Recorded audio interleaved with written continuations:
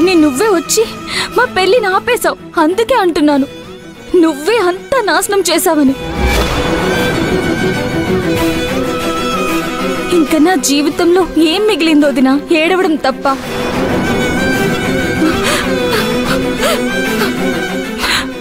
కానీ ఒకటి గుర్తుపెట్టుకో, నేను ఏడ్చే ప్రతి క్షణం నా కన్నీళ్లకు కారణం నువ్వేనని గుర్తు తెచ్చుకొని ఏడుస్తాను.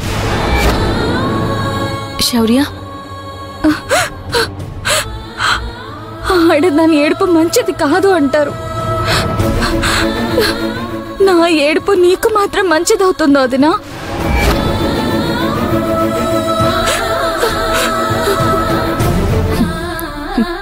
ఏంటి శౌర్య, మాటలే మారాయా లేకపోతే మనిషివి కూడా మారిపోయావా? నేను ఇదంతా ఎవరి కోసం చేశాను? నీకోసమే కదా. నువ్వే నా మీద ఇలా నిందలు వేస్తే నేను ఎవరికి చెప్పుకోవాలి? ఏమో వదినా, నాకైతే నేను ఓడిపోవడానికి, బాధపడటానికి, సిద్ధార్థ్ నేను దూరం అవ్వడానికి, నాకు భవిష్యత్తు లేకపోవడానికి కారణం నువ్వే అనిపిస్తుంది. చాలొదినా, నీ మేలు ఈ జన్మలో మర్చిపోలేను.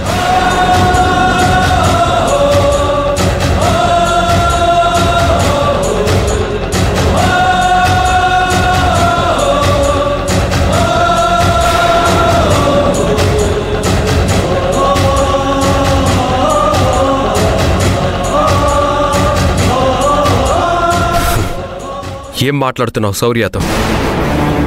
మనం అనుకున్నది ఎలాగో జరగలేదు. త్వరలో ఇంట్లో వాళ్ళందరినీ ఏదో ఒక విధంగా మాయ చేసి నీ పెళ్లి జరిపిస్తానని హామీ ఇస్తున్నావా? ఏం చూస్తున్నావు? మా చెల్లెలు కాబట్టి, ఇది నీ ఇల్లు కాదు కాబట్టి, నేను తప్ప ఇంట్లో వాళ్ళు ఎవరూ నీకు ఏమీ కారు కాబట్టి మా పరువు పోయే పని చేసావు. నా చెల్లెలు తప్పు చేసే పరిస్థితికి తీసుకొచ్చావు. ఇదే స్థానంలో నీ చెల్లెలుంటే నువ్వు ఇలా చేసి ఉండేదానివా?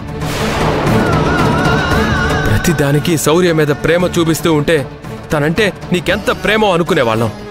అది తప్ప నువ్వే రుజువు చేశావు. చాలు, చేసింది చాలు. మళ్ళీ మళ్ళీ తనతో మాట్లాడి తన మనసు చెడగొట్టే ప్రయత్నం చేయకు. దయచేసి ఇప్పటికైనా తనని మా మాట విననివ్వు.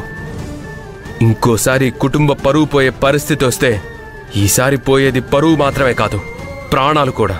మాధవ్,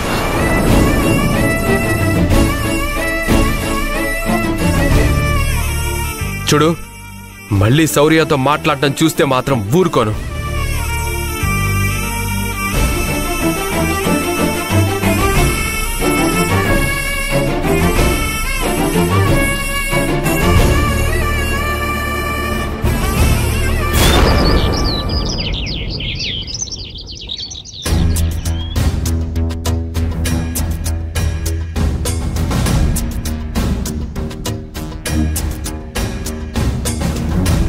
నీకంత కష్టం అవసరం లేదులేమ్మా.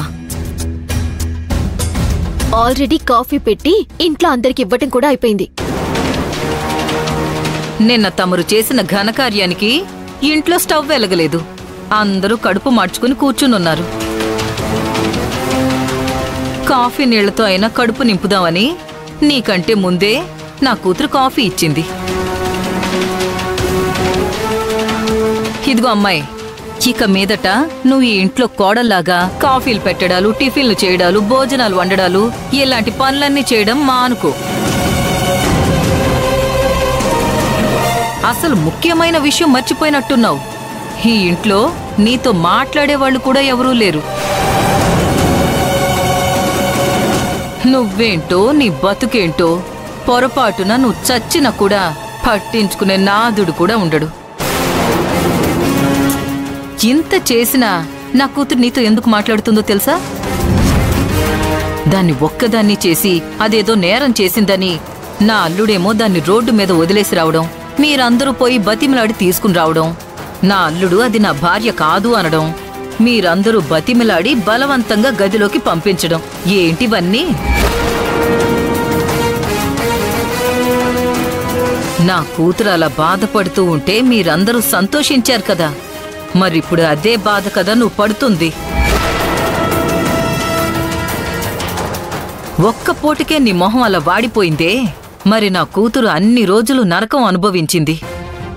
ఇంట్లో ఒక పక్క నిశ్చితార్థం అవుతుంటే పక్కింటి దానిలాగా పరాయి దానిలాగా అక్షింతలు చేతిలో పట్టుకుని నిలబడింది. మరి ఇన్ని అవమానాలిచ్చిన మీకు తిరిగి కొంచెమన్నా ఇవ్వాలిగా.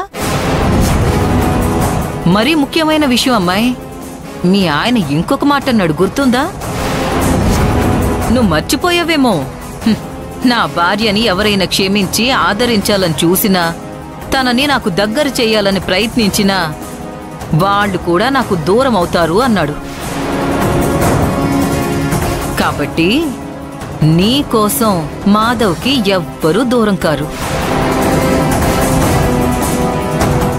హలో, ఇదంతా జస్ట్ ట్రైలర్ మాత్రమే, ఇంకా చాలా ఉంది. దీన్ని అడ్డం పెట్టుకుని నిన్ను ఈ ఇంట్లో నుంచి బయటికి పంపించాలి అనుకున్నా, కానీ దీనికి మించి ఇంకా చాలా జరిగే అవకాశాలు కనిపిస్తున్నాయి. అన్నదమ్ములు విడిపోవచ్చు, ఇల్లు ముక్కలు చిక్కలు కావచ్చు, ఉమ్మడి కుటుంబం అని మా బావ ఆశపడిన దానికి విరుద్ధంగా చెట్టుకొకరు పుట్టుకొకరు విడిపోవచ్చు. కాబట్టి నిన్నిప్పుడే ఇక్కడి నుంచి పంపించే ఉద్దేశం లేదులే. ఎన్ని అవకాశాలు ఉన్నప్పుడు అవన్నీ వదిలేసి నిన్ను పంపిస్తే ఎలా?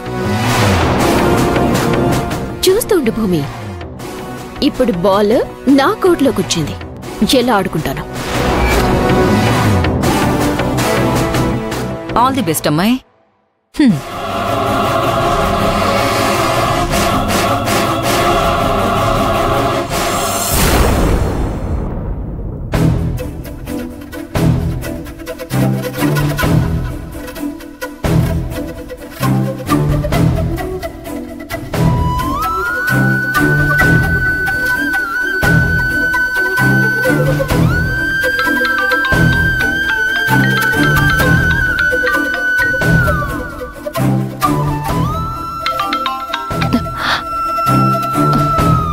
ప్రసాదు, అమ్మా భూమి, ఎలా ఉన్నావమ్మా? అల్లుడు గారు రాఘవ ఏమనలేదు కదా? అక్కడ పరిస్థితి అంతా బాగానే ఉంది కదా? నిన్ననే ఫోన్ చేద్దాం అనుకున్నానమ్మా, కానీ ఇంట్లో పరిస్థితి ఎలా ఉందో తెలుసుకోకుండా ఫోన్ చేసి నిన్ను ఇబ్బంది పెట్టడం ఎందుకని ఫోన్ చేయలేకపోయానమ్మా. అలా అని రాత్రంతా ప్రశాంతంగా నిద్ర కూడా పోలేకపోయాను. రోజంతా గడిచింది, నువ్వు అక్కడే ఉన్నావు అంటే ఏ ఇబ్బంది లేదనిపిస్తుంది. నిజంగానే నేను భయపడినట్టు అక్కడేం జరగలేదు కదా? అబ్బే, భలేవాడివి ప్రసాదు. ఇదేమైనా పరా ఇల్లా? నా గురించి మా అత్త మామలకి తెలీదా? నా భర్తకి తెలీదా? నా బావగారికి తెలీదా?